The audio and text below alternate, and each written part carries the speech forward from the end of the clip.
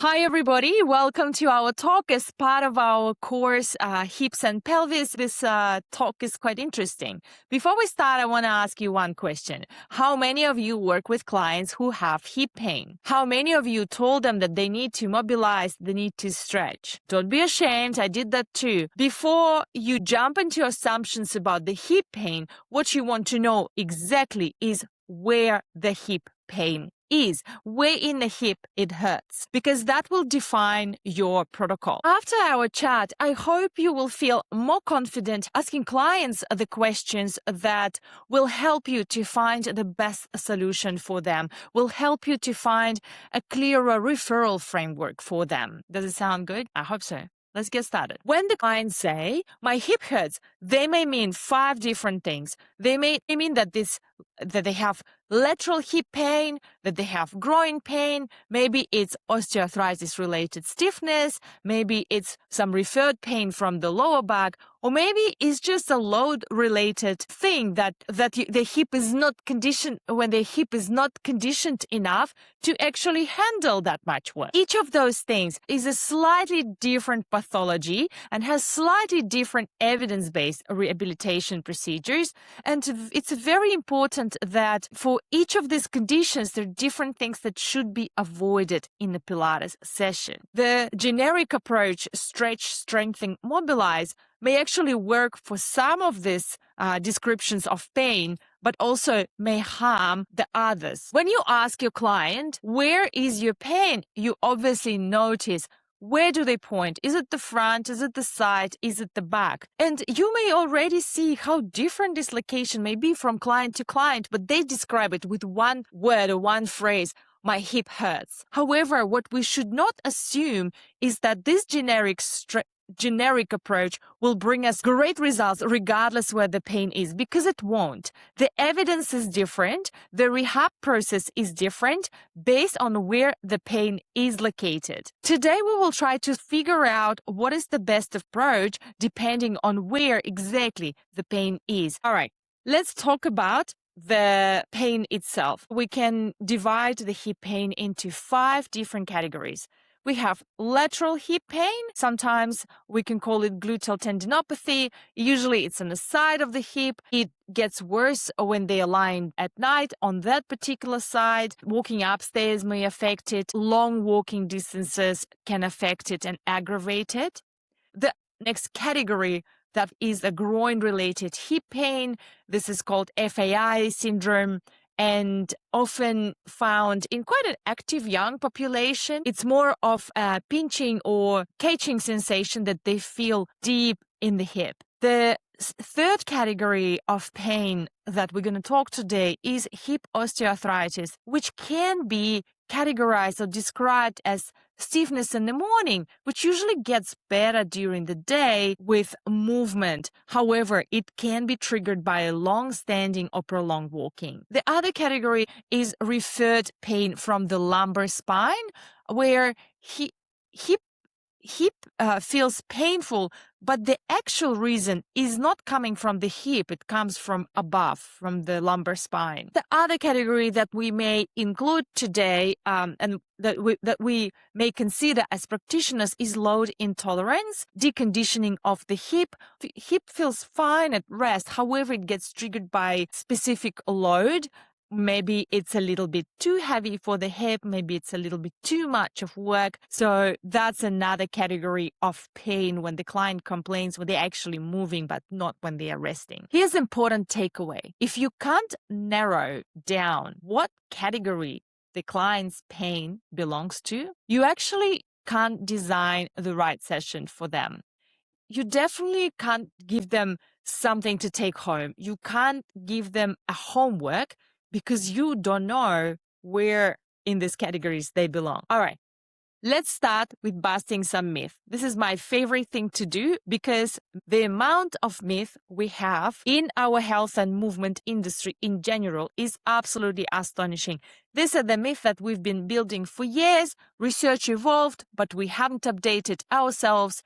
with research and still keep using the outdated narratives. The first myth that I would like to discuss with you guys is that tight hips always need stretching. And it makes sense, right? We assume, okay, if it's stiff, it's perhaps short. So the next reasonable step would be then we need to stretch it because it's short. And if we stretch it, it will not be short. As a result, the client will not feel stiff. What does the evidence actually say? This is recent research of 2025. Stiffness actually is just a sensation, and it can come from genuine range limitation. It can also come from deconditioning as well. It can also come from the unfamiliar movement, like the client is not familiar with the movement, is not familiar with this range, so as a result, they may feel stiff.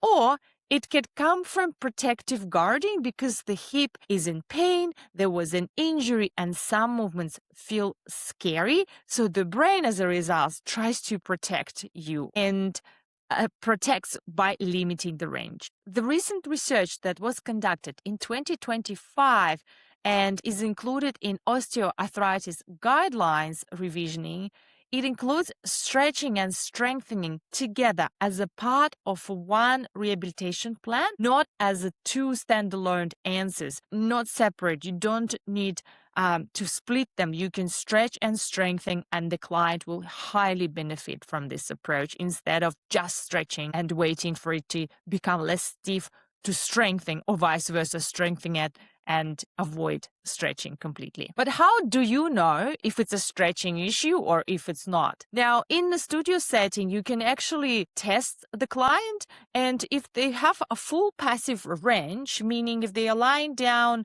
there is no difficult movement for them, they can lift their leg in, for example, a full hip flexion and nothing hurts. Actually, it's not a stiffness or it's not shortness issue, right? They have the range. So it's not a stretching problem. What you want to focus on is actually end range control. So you want to introduce load and then get into this end range. How much load can the client take to be able to achieve the end range of movement in the hips? And I guess when you discuss this with client, the best way to approach it with words is, instead of saying, okay, well, let's loosen those tight hips up, let's stretch them out, you may say something different in order for client to understand where you're actually heading. And maybe you say some things like, well, let's teach the hip to handle a bit bigger range. Let's teach your brain to understand what range is safe. And I know it sounds a bit lengthy, but this is exactly the point. You want to establish a relationship with the client where you can openly discuss things and not just yapping instructions like lift your leg, let's stretch them out because I say so. You want to include the client in this whole process so they understand what they're doing and why they're doing, what are the outcomes they're working towards. If they complain, the pain coming from they feeling stiff. However, when you test the range, you see that the range is full, the range is there. You want to tell them, hey, look, you said your hips are stiff, but when we actually testing the range, the hips are fine. So why don't we teach your hips to get into the same range when you have a little bit of load, when the hips need to do a bit more work? So it's your role as an instructor to introduce these concepts to the client. The second myth, pain means damage, is actually when the client panic the most and they think that if it hurts, then they are breaking the hip or it's going to get worse or is no way back around. We know a lot about the pain by now, and pain is a protective output.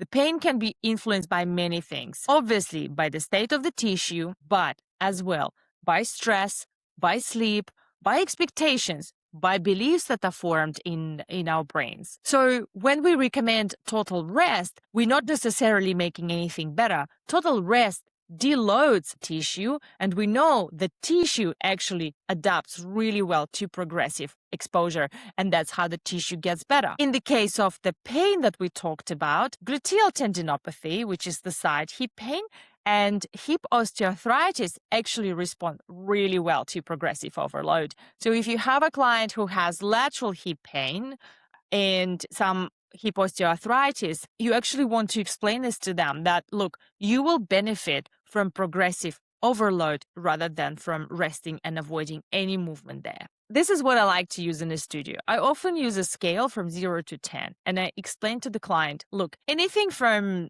2 to 4, if it's painful at that level, is fine. How we want to measure if you're getting better or if we actually regressing it is a 24-hour rule. If we loaded it during the session, I want you to let me know that 24 hours after the session, you feel fine, you feel the same, or you feel better. Means we are on the right track. However, if 24 hours after the session you feel worse, there's more pain, we probably did too much. So next time we need to scale down. I often explain to the client it's unavoidable. This is something that we have to test. We play a little bit. So you have to understand that these things will happen, that sometimes we'll do a little bit too much. You'll have a bit more pain. Are you all right to experiment like this? So I'm being quite clear in front of the client that when you feel discomfort, it doesn't really mean that we're doing something wrong. It doesn't really mean that we're damaging the hip more. What it means that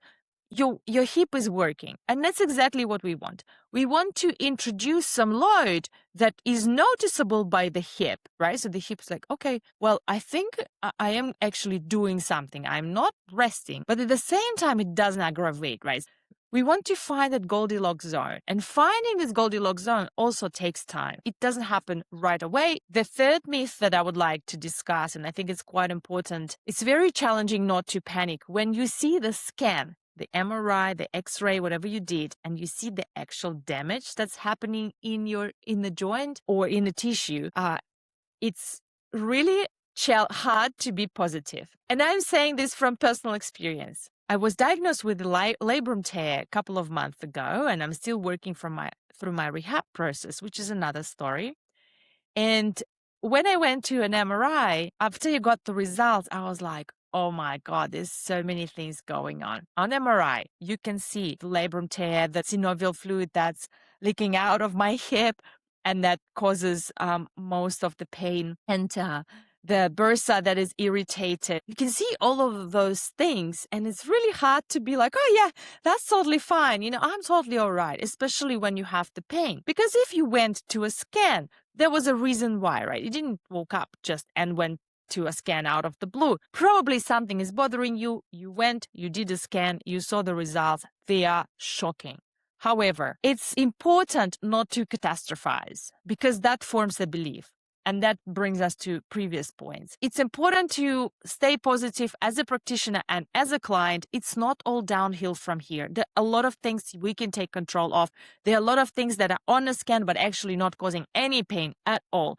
A lot of people with great scans that show nothing at all have a lot of pain, and vice versa is true. You can have absolutely awful scans, but the pain may not be there. So the clients often have this belief saying, oh, it's bone on bone, it's degenerative, it's too late to do anything. However, what evidence actually say is that imaging findings correlate very poorly with pain and disability. Isn't that a great thing? I think it's a great thing. Plenty of asymptomatic people have awful scans, and plenty of people in pain have great scans. You go figure. The language around the diagnosis shape the recovery process.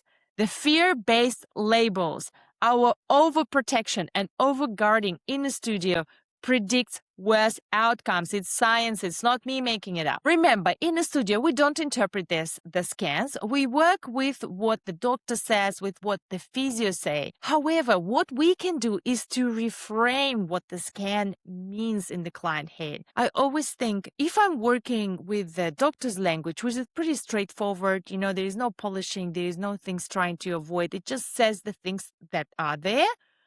I am trying to be positive and find right language to explain the situation. This is what we can do in a studio. We can reframe what the scan means. Remember, the scan is not a crystal ball. It's just a piece of information that we can use, absolutely. And I try to work to reframe the session so we can focus on function and building confidence of movement. That's a big thing, building the confidence of movement and not overprotecting, overguarding the joint, not putting it in a kind of glass ball and never touch it. I don't always ask, oh, how is your hip? How is your back? How is this? I watch the person's face expressions, and if it's something goes wrong, obviously I care. But at the same time, I try to empower the client. There's a lot of things we can do. You are not doomed. The scans are just another piece of information. What your scans show and how your hip feels can be two completely different conversation and scenarios. So let's work on a positive one. The next myth that I would like to talk about is the phrase that I hear from people who come into the studio after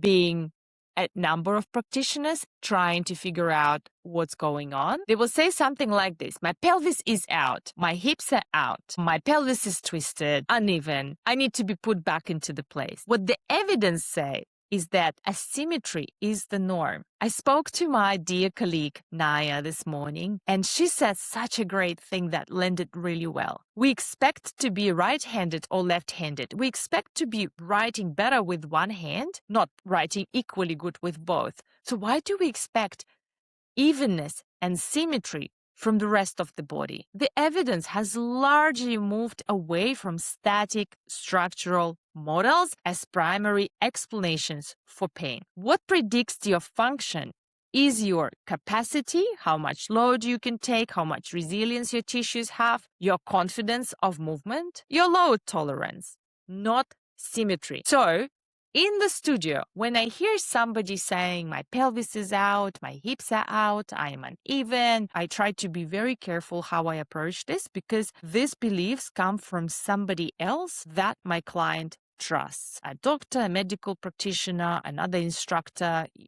so you want to be respectful. And I don't reinforce this language even casually.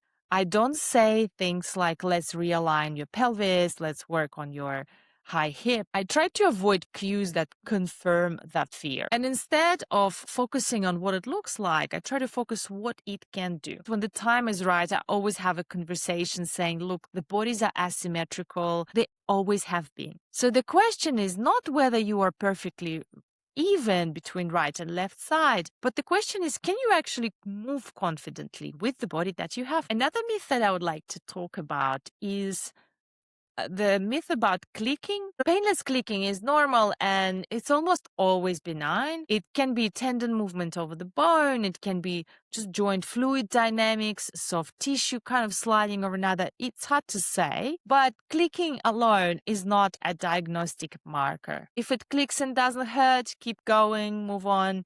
And if it clicks and it causes pain, or it's new, like it never clicked, but now it's clicking, or maybe it's getting worse, louder, or it's like, it feels uncomfortable, I would say stop the exercise. If it continues, refer out, say then let's maybe go and check this out, what's happening exactly. I would never treat the sound as something really scary unless there is pain that comes with it. So sometimes I just reframe it and say, look, if it clicks but doesn't hurt, it's just your hip saying hello. Now, what actually helps when you work with hips that are painful, and what is our scope of practice? I am all about education of the client. I think the story client has in their head really forms the experience, the pain, and the attitude in the studio. And fear-based framing from our sides predicts worse outcomes. And we know this. There is plenty of research on that. We want to avoid fear-confirming, fear-based cues. Something, my God, I've never seen this before.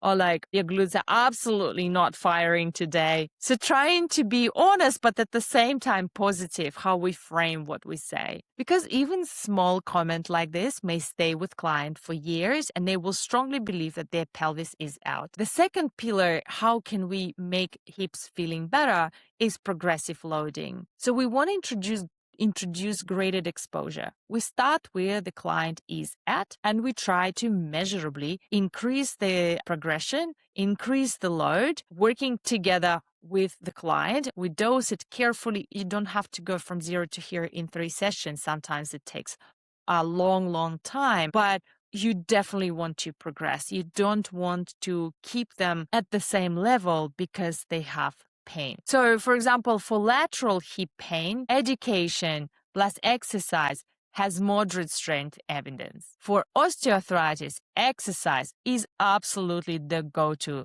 thing. For FAI or femur acetabulum impingement, supervised rehab comes before anything else. So if the client has FAI, perhaps they need to go to the physio. And remember, we want to prioritize capacity, tissue building over perfect textbook movement. The goal is not symmetrical mobility or textbook alignment, but build that confidence and ability for the client to do what they want to do without hip being the main cause of pain, without them thinking and overprotecting their hip. I want to be really clear about scope of practice. We are movement professionals. We should not diagnose in a studio. Our job is to load well, to cue well, and to refer well when needed. So here's my tips for refer out list. When the client has a new pain with no particular mechanism, I'll refer out. When the client complains on a night pain that wakes them up multiple times a night, I'll refer out. When the pain is not improving for about 4 to 6 weeks, when we are doing sensible work, I'll refer out. When there are neurological symptoms like numbness, weakness, sharp pain, some vibration sensation, I'll refer out. When there is pain with systemic symptoms like fever, weight loss, memory fog, I will refer out. And also when I'm just not sure about, I did my research, we keep kind of working around it, we can't figure it out, I have no ideas how to work with this, I will refer out. I don't consider this as a weakness or lack of knowledge. I consider this as a professional approach. Instead of me keep guessing, I will be very honest with the client. We can continue guessing for years, but maybe it's better if you go, get your diagnosis, connect me with the professional, and it will help you much faster than if I will continue assuming how to work with this. I would like to keep it practical. So what I would like to do is to offer you some things to say. Instead of saying your pelvis is out, you can say, it's totally normal to work differently side to side. Let's see what we can do to make it working a bit more organic. Instead of saying you have weak glutes or your glutes are not firing, we can say something like, let's build strength in the posterior chain, let's build strength in the hip, so it actually can do what you want to do. Instead of saying something, oh, don't push it, don't push through the pain, take it easy, you can say something like, let's find out the threshold where you can do things, but you also build confidence and strength without it being threatening. Instead of saying, maybe after you saw the scan, saying, oh, you have bone on bone here, reframe it to something like, we're going to work on how your hip feels and functions, and let's see where it takes us. We're not going to focus on the scan. I usually will explain the science behind the scan. I'm pretty open with the clients. I try to educate them as much as I can and put them in a driver's seat so they understand what are they getting out of the session. Instead of saying something like, you need to realign that, let's realign your pelvis, let's realign your hips, I will say something, let's see how we can teach your body that the movement is good, the movement is safe, it's absolutely fine to move. I think what's important to teach our clients is to let them know that the hips are not fragile. They're much less fragile than we think. It's such a big, strong structure designed to carry us through years, designed to bear a lot of loads. And yes, things sometimes go wrong. We can improve a lot of things in the studio. Stiff doesn't always mean short. Stiff doesn't always mean stuck. Pain doesn't always mean damage. Improvements that come from building strength, building movement confidence, building capacity are absolutely enormous. I would recommend everybody to stop chasing perfect alignment and focus on building strength instead. If you're not subscribed to my newsletter, please make sure that you do. The link is in the show notes. Follow my podcast, follow the Instagram Pilates on George, and I'll see you soon.